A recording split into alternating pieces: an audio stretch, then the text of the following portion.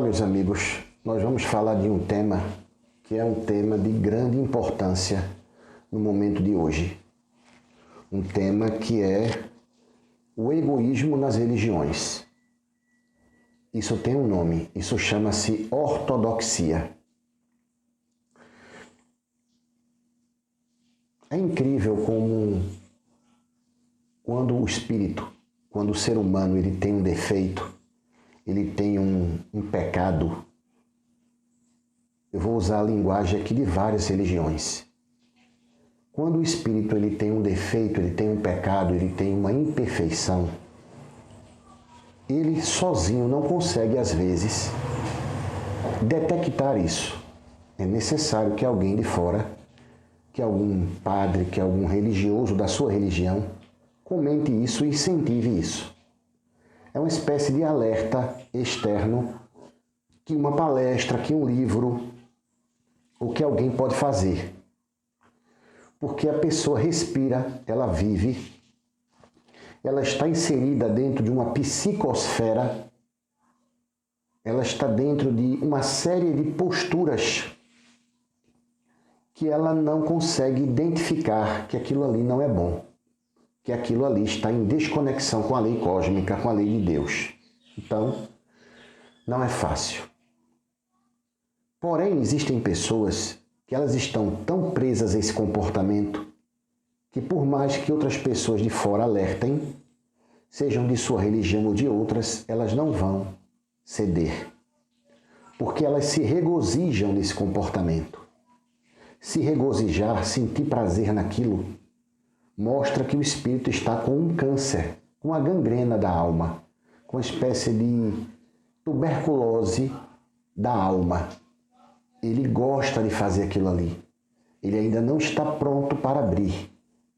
E é muito importante que nós entendamos isso para a gente não ficar perdendo tempo com a pessoa que não quer se modificar, ou ficar tratando aquela pessoa, ou ficar insistindo, porque quanto mais a gente insiste, mais a pessoa vai se achar espírito forte. Allan Kardec, na pequena brochura intitulada O que é o Espiritismo, onde ele, ao longo do tempo, faz um resumo sobre as perguntas, os questionamentos, sobre as dúvidas que muitas pessoas procuraram ele ao longo do tempo. Ele cria em 3 personagens, se eu não me engano é o crítico, o cético e o padre, onde ele sai explicando. Ele diz que existem pessoas que adoram ser, vamos dizer assim, adoram ser procuradas, adoram ser paparicadas para passar, adoram ser procuradas para serem convencidas. Quanto mais se fala para essas pessoas, mais elas se demonstram refratárias àquilo ali. Outras pessoas já vêm com um pensamento negativo, dizendo, eu não acredito, por mais que você explique. Então essa pessoa não tem a boa vontade, ela não quer examinar os argumentos. Por mais que você mostre as evidências racionais, ela não vai acreditar. Nós aprendemos que não está no tempo evolutivo dela. Quando ela desencarnar, quando ela chegar no mundo espiritual, ela vai ver que não é como ela pensava. Muito bem. Nos é dito que os espíritos doentes estão nas religiões, os mais doentes. E justamente estão nas cúpulas manipulando muitas pessoas. Porque ao longo das reencarnações, o espírito pode muito bem desenvolver um magnetismo poderoso de convencimento. A pessoa pode ter um poder magnético acachapante, fortíssimo, poderosíssimo. E com isso arrebatar milhares e milhões e até bilhões de pessoas. Principalmente num planeta de provas e expiações como esse que nós vivemos. Então, existem muitos espíritos sombrios, encarnados, envergando, sustentando a túnica de sacerdotes, falando manso, mas são manipuladores de almas. Vocês vão conhecer esses manipuladores de almas quando eles focam muito na doutrina, nas regras dogmáticas de suas religiões, quando eles não falam e não praticam a fraternidade, o amor, a paciência, o perdão e a caridade. Porém, isso não é identificado pela maioria, porque, como disse o notável filósofo Platão, há quase 500 anos antes de Jesus, que aquele que não tem a virtude não vai identificar a virtude. Jesus dizia isso, em outras palavras, quando ele debatia com os sacerdotes da época do Sinédrio, e ele dizia assim: se vocês conhecessem ao Pai, conheceriam a mim. Se vocês conhecem a mim de verdade, conhecereis o Pai, porque eu e o Pai somos um. Não é que Jesus é Deus, é que Jesus é o representante de Deus.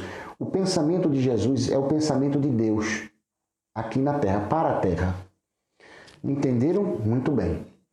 Então, muitas vezes Jesus dizia: como vocês acham que seguem os profetas de Deus se vocês procuram me matar?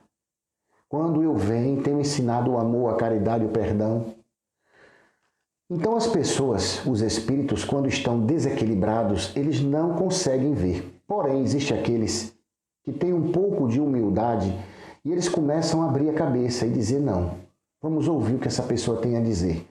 Na época de Jesus, quando Jesus falava e ensinava, muitos abriram a cabeça. Muitos começaram a sentir, porque o coração, o seu chakra cardíaco, não é? Ele estava aberto para receber as emanações de amor. Entenderam? Muito bem. Allan Kardec é visto pela grande maioria do movimento espírita como um homem de uma notável, de uma extraordinária capacidade de analisar e de escrever. Não é? O Consolador prometido por Jesus, o Paracleto da Verdade, a terceira revelação, ela nasce na França através da observação de muitas pessoas, principalmente um professor, um pedagogo da época, de renome na sociedade francesa, o professor Hippolyte Léon Denis Rivail, conhecido como Allan Kardec. Depois viria a se tornar, usar o pseudônimo de Allan Kardec para publicar as obras famosas. Então, Allan Kardec é visto por uma grande fatia do movimento espírita apenas como um homem de um bom senso, de uma perseverança, de uma inteligência, não é? Ele questionava, ele arguía, ele examinava, ele publicava coisas sensatas, ele era extremamente rigoroso com aquilo que ele estava pegando dos espíritos, pegando e apanhando no mundo espiritual. Muito bem. Só que, por trás disso, existia um homem com uma força de vontade inquebrantável.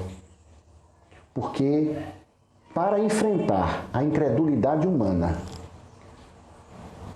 as calúnias, as difamações, as acusações, a perseguição, as emanações fluídicas do mal, da inveja, do ódio, aqui na Terra, se ele fosse apenas o bom senso encarnado, ele não teria dado cabo desse trabalho. Ele não teria dado conta. Allan Kardec era um homem que amava muito, tinha muita vontade. Era um espírito ligado à justiça, porque somente espíritos ligados mais à justiça têm que enfrentar a gigantesca animosidade e má vontade dos homens. Espíritos extremamente atrasados num planeta bastante atrasado. Numa época onde as perseguições religiosas, políticas, eram bem maiores que hoje. Então, Allan Kardec é visto pela fatia do movimento espírita mais ou menos como um homem, não são todos, eu estou dizendo por uma fatia, para depois não dizerem que eu estou dizendo que todo espírita vê Allan Kardec dessa forma. Não. Eu não estou dizendo isso. Eu estou dizendo que uma grande parte do movimento espírita vê somente ele dessa forma. Entenderam? E não é assim. Ele era um homem extremamente fraterno e amoroso. Porque tem que ter muito amor para ter sintonia com os espíritos. Os escritos, os comentários de Allan Kardec em O Livro dos Espíritos, os textos que Allan Kardec elaborava, longe está exclusivamente de sua capacidade.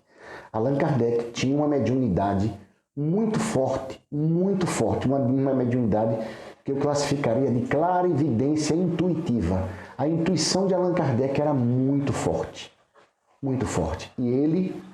E quem comandava isso era o espírito de verdade, um espírito mais evoluído que aqueles espíritos que estava com ele, que dirigia o texto dele. Então ele já era um espírito muito evoluído. Junto com a presença do espírito de verdade, vamos ter os comentários sensatos, brilhantes. Então o espírito de Allan Kardec, para vocês entenderem, ele era um espírito muito evoluído, porque não poderia ser qualquer espírito que iria receber a missão de recepcionar o Consolador prometido. Esse espírito, em outras encarnações, teve muitas encarnações aqui na Terra. Ele foi John Hus, que foi queimado em Praga. Ele foi o faraó Akhenaton. Ele foi Sansão. E ele foi na civilização dos Sumérios, que foi relatada Enki. Existiam os filhos, né? Os dois filhos de Amnu, Enki e Enlil. Enki amou mais a humanidade. Então, Allan Kardec foi Enki, que foi Sansão, que foi Akhenaton, que foi John Hus, que foi Allan Kardec, e que hoje está reencarnado no Rio de Janeiro, e chama-se Pedro Augusto. Allan Kardec está de volta, meus irmãos. Eu sei que para vocês isso é um choque, é um grande choque. Fiquem até o final do vídeo e reflitam nessas palavras. A espiritualidade vai fazer muitos ouvirem esse vídeo, porque esse vídeo está sendo intuído diretamente por entidades de alto valor moral, do qual eu não tenho nem condições de passar com integridade. Mas pela misericórdia deles, eles estão me usando. E isso não é vaidade. Vocês também podem ser usados. Isso é um paradigma que precisa ser quebrado por alguns espíritas e outros umbandistas e outros irmãos de fé. Então, é preciso uma evolução espiritual significativa para captar as ondas de energia, as direções intuitivas que vinham da mente do Espírito de verdade. O Espírito de verdade não era exatamente Jesus. Era um espírito de grande evolução cósmica que, vamos colocar assim, eu vou fazer uma comparação a grosso modo. Jesus estaria no nível 10, ele estaria no nível 7,5 ou 8. Era muito próximo, um espírito de grande hierarquia. Então vamos lá. Mas às vezes Jesus também ditava ideias para Allan Kardec, diretamente para ele. Entendeu? Muito bem. Então, as pessoas veem aquilo que elas conseguem ver. Se uma raposa fosse filosofar sobre Deus, ela diria que Deus é a raposa mais perfeita.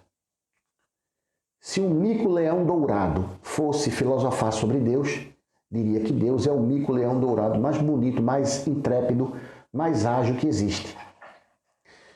Cada um vê o que ele consegue ver. Não consegue ver além. Aqueles que veem Allan Kardec somente como um grande analista e observador têm transformado o Espiritismo numa doutrina de análise dos trabalhos alheios.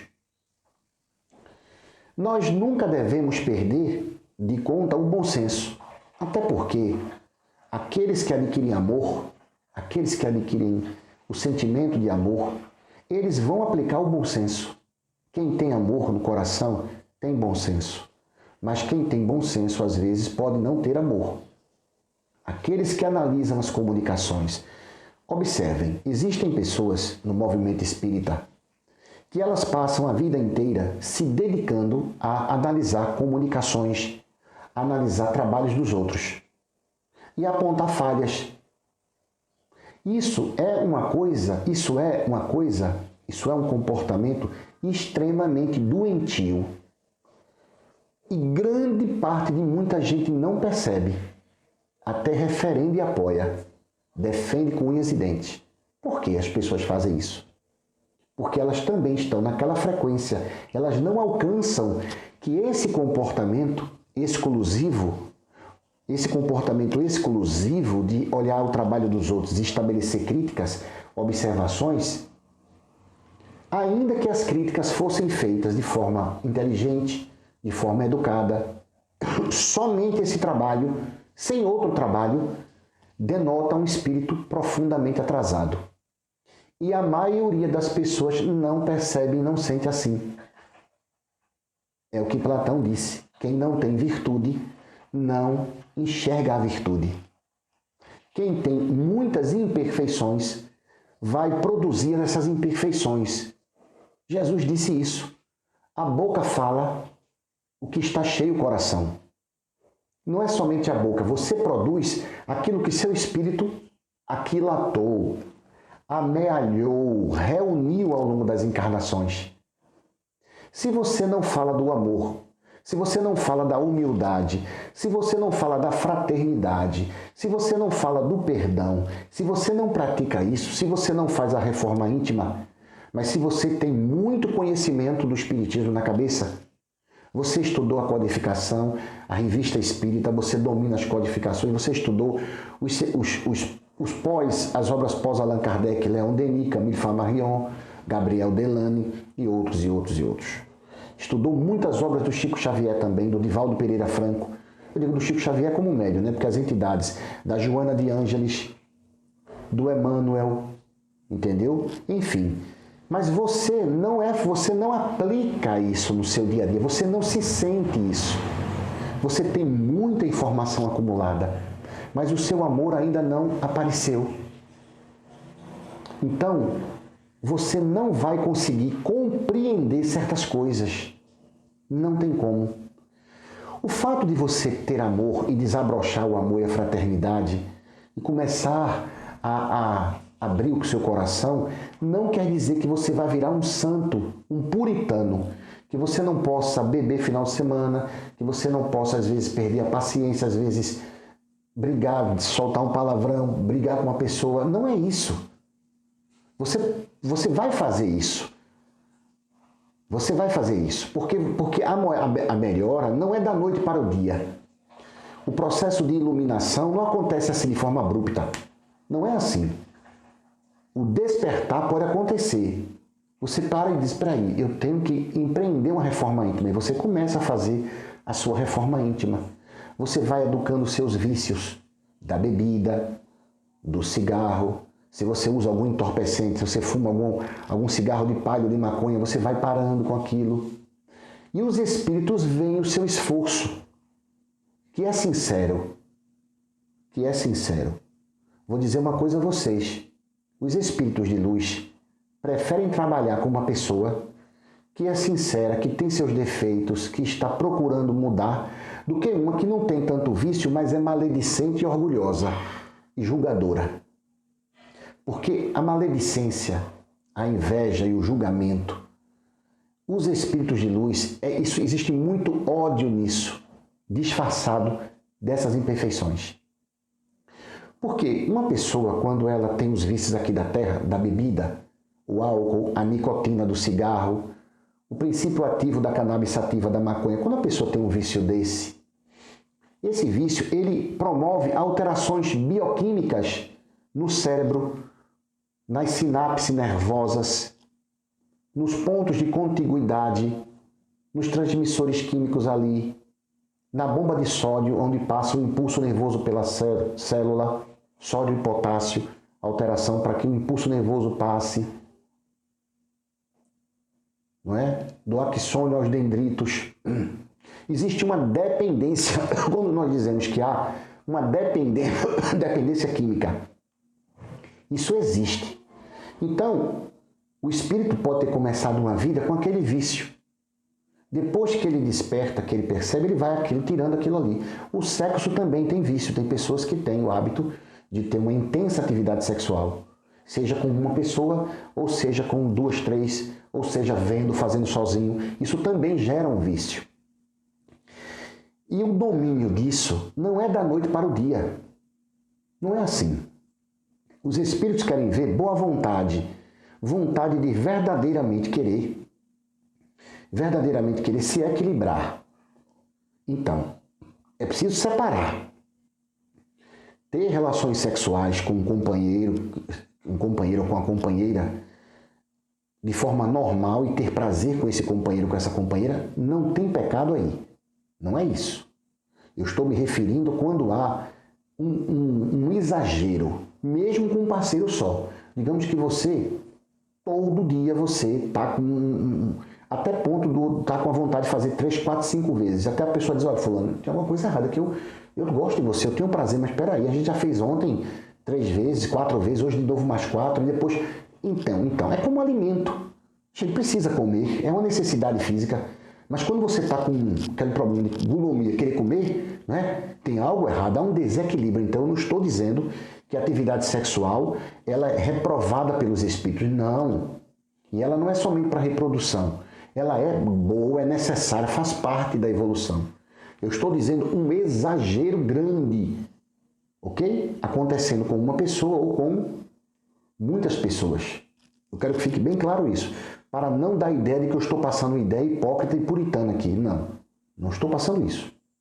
O prazer com o companheiro, com a companheira sexual é maravilhoso, certo? Eu estou falando de um desequilíbrio que até um não aguenta. Fulano, não estou aguentando não. Estou conseguindo nem andar. Aí é outra história. Então, bora lá. Então, os espíritos preferem trabalhar com uma pessoa assim, que identificou o seu problema e está trabalhando, do que aquele que não tem esses desequilíbrios, mas tem desequilíbrios mais sutis que prejudicam mais um trabalho. São esses irmãos que estão no movimento espírita, que não bebem, que não fumam, que não tomam uma cervejinha, que deixam de comer carne, mas que são muito ortodoxos. Querem mandar na casa espírita, tem que ser tudo do jeito dele. Entenderam? Chegam a tirar uma pessoa da casa espírita por ela estar lendo algum livro diferente, por não seguir a cartilha dele. Isso é um problema terrível que vai levar uma pessoa dessa ao desencarnar para o umbral. Porque isso é uma manifestação de egoísmo, de crueldade. Isso é um espírito de um religioso reencarnado que está manifestando aquele comportamento medieval de que, se você não seguir o que eu faço, eu mando torturar. Era um torturador. Denunciava muitas pessoas no passado e as pessoas eram presas, torturadas, porque na Idade Média o poder político, psicológico, militar, de polícia, a igreja tinha poder de polícia na Idade Média. Se um bispo dissesse, olha, esse cara está praticando bruxaria, está indo contra a gente, meu Deus do céu, a pessoa ia ser perseguida, ia ter uma vida de marginal. Hoje não se pode fazer isso porque as nossas leis não fazem. Como não se pode, esses espíritos reencarnados no movimento espírita estão praticando de forma muito sutil esses comportamentos. Indicando, dizendo que só tem que ler os livros adotados pela Federação Espírita Brasileira, que esses livros são seguros, os outros não são seguros. Esse pensamento não tem nada a ver com o pensamento kardeciano. Não tem nada a ver. Eles leram Kardec, mas não compreenderam. Eles compreendem até um certo limite, mas eles não percebem o espírito intrépido, questionador e ousado de Allan Kardec, que está de volta em Pedro Augusto. Em obras póstumas, Allan Kardec diz que voltaria. Quer dizer, não é Allan Kardec que diz que voltaria. Os espíritos dizem que ele voltaria, não é? Por um pouco tempo. Pensava-se que ele voltaria ou no mesmo século ou no começo do século. Ele voltou na segunda metade do século. Pedro deve ter reencarnado depois de 1980. Né? Já passou. 1950 seria a metade do século XX. Ele reencarna em 1980, no Rio de Janeiro. Muito bem. E vem de uma forma totalmente diferente dos religiosos. Ele não começa no espiritismo. Ele não começa no espiritismo. E ele, naturalmente, como um espírito evoluído que ele é para a humanidade, começam a se apresentar para ele e ele não compreende isso. E ele vive uma vida normal. Aqueles que dizem que um espírito como Allan Kardec não poderia começar vivendo a vida normal, com todo respeito, não tem conhecimento, não tem cultura espiritualista. O que é cultura espiritualista? Cultura espiritualista é você ler outras obras e analisar e ver. Eu posso citar aqui vários espíritos. João Evangelista, o discípulo amado de Jesus, reencarna no ano de 1182, como Francisco de Assis. Na obra Francisco de Assis, psicografada pelo saudoso médium João Nunes Maia, certo? O espírito miramês, que foi um discípulo de Francisco de Assis, narra a história dele. Essa obra é prefaciada pelo Dr. Bezerra de Menezes. É uma obra aceita pela Federação Espírita Brasileira e por muitos espíritas. Francisco de Assis foi João Evangelista. Francisco de Assis nasce numa família rica, filho de Maria Picalini e de Pedro Bernardoni, um rico negociante de tecidos. Nasce na região da Úmbria, em Assis. E ele, jovem, vivia uma vida muito rica, mas sentia que faltava alguma coisa. Ele fazia parte das festas, saía com os amigos, né, cantava, namorava também. Foi fazer parte daquelas guerras que existia na época das cruzadas. Ele fez parte de uma cruzada. Cruzada era um movimento militar incentivado pelos ocidentes contra os muçulmanos para retomar uma área lá em Jerusalém, que ali era o sepulcro, o suposto sepulcro onde Jesus havia morrido. Então, de vez em quando, os reis, incentivados pelos religiosos daqui, né, promoviam essas guerras para retomar, iam brigar, iam matar e atrocidar em nome de Jesus. E Francisco fez parte disso. Mas ele era um espírito milenar, um espírito que havia sido João Evangelista. Viu Jesus na cruz desencarnar, quando Jesus disse a ele: filho, eis aí tua mãe, dizendo para Maria: Maria, eis aí, mãe, eis aí teu filho. Ou seja, cuide dele como filho. Foi João Evangelista que escreveu o Apocalipse na ilha de Patmos, quando ele foi o último dos apóstolos a desencarnar. Muitos espíritos de luz iam lá visitá-lo, enquanto ele velhinho escreveu o Apocalipse, intuído por Jesus e seus famosos desdobramentos das regiões astrais, que recebiam aquilo que iria acontecer com imagens metafóricas do mundo espiritual. Não é? Muito bem. Então, esse espírito Francisco de Assis viria a ser, no século XX, o Chico Xavier, o nosso Chico Xavier. Então, tivemos também outro exemplo, Santo Agostinho, o espírito que contribuiu com a codificação. Vamos encontrar muitas mensagens de Santo Agostinho. E no seu livro chamado As Confissões, Confissiones, ele fala que vivia uma vida bastante fora, pecadora, tinha muitas mulheres, bebia também. Depois ele se converte ao cristianismo e escreve muitas obras e se tornou um dos grandes pais da doutrina católica, Santo Agostinho, que depois se manifestaria na época, no século XIX, e traria muitas mensagens. Santo Agostinho. Pois bem, é ele. Então, não pensem que um espírito evoluído, por mais que ele seja evoluído, ele vai encarnar e vai se manifestar logo como um santo. Não é assim, dessa forma. O corpo físico denso e esse planeta é muito denso. Então, o que nós temos hoje é que muitos irmãos não conseguem ver a dificuldade que é, vamos dizer assim, a grande dificuldade que é vencer essa ortodoxia, identificar em si essa ortodoxia, esse pensamento, vamos dizer, julgador e duro, que está impedindo as pessoas de evoluírem. As reuniões, as casas espíritas, elas são as células de disseminação do pensamento espírita. Pois bem, e a reunião mediúnica das casas espíritas são os grandes portais onde se tem contato com o além-túmulo.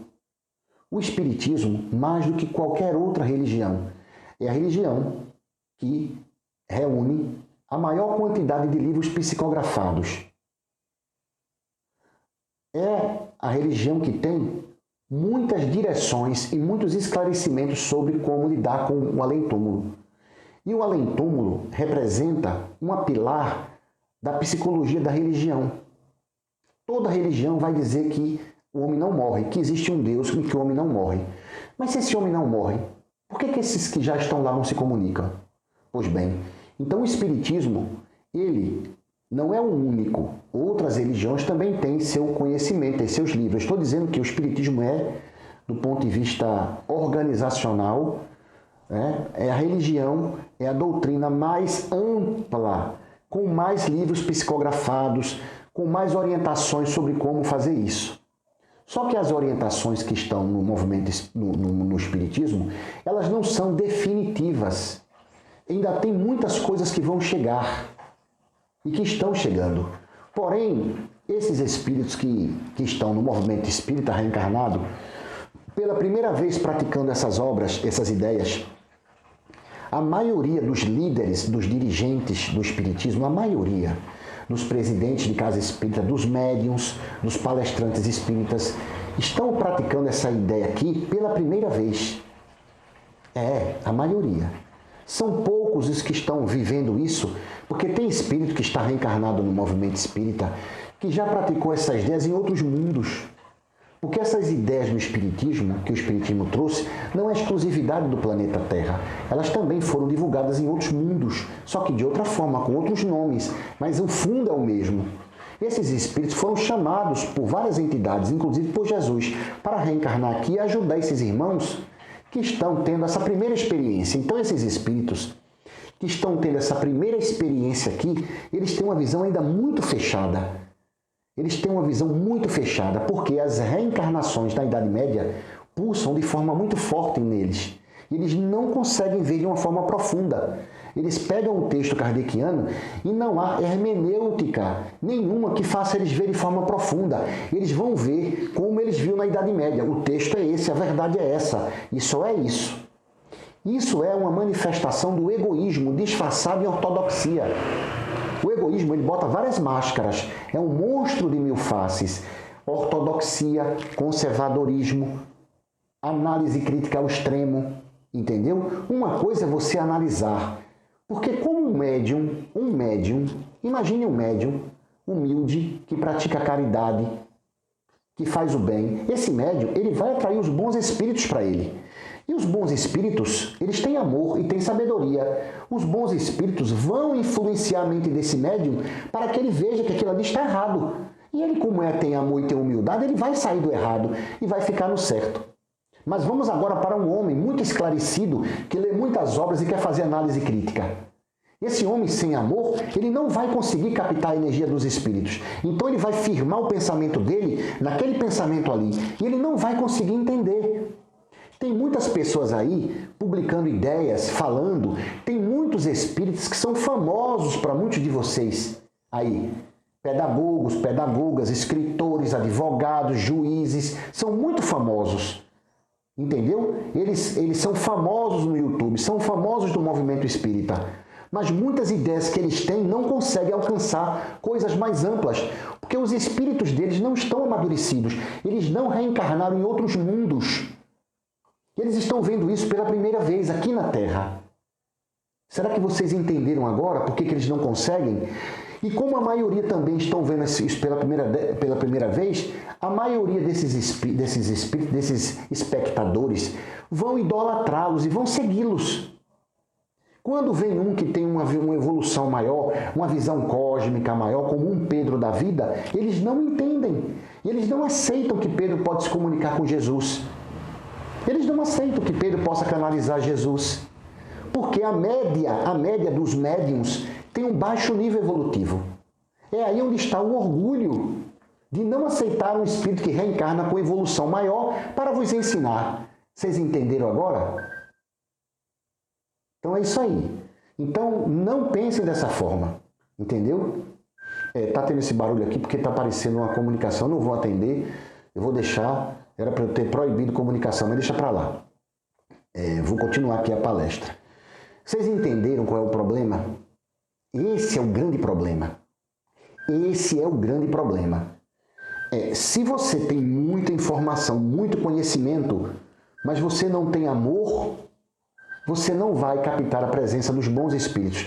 Ora, como é que um médium que tem virtude, que ama, que faz a caridade, que tem sintonia com os espíritos, estaria sendo enganado? Outro dia eu estava conversando com trocando ideias com um certo expositor, e ele disse, não me interessa o sentimento do médium. Como não? A evolução moral é o carro-chefe de tudo. Sem evolução moral, o médium ele é enganado pelos trevosos. O amor é tudo. E tem outro dia eu estava vendo um pensador dizendo assim, amar Kardec, viver Kardec, respirar Kardec. Não, gente, não. Não, tem nada a ver. Amar Jesus, compreender Jesus, entenderam? Então não é dessa forma que acontece. Entenderam? Então, é isso que está atrapalhando as pessoas. Eu espero que essa palestra tenha ficado claro nisso.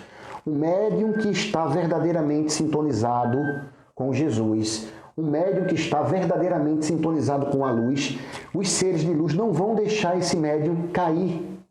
Não vão deixar esse médium cair. Vai dar sugestão e ele vai acatar, porque ele tem humildade.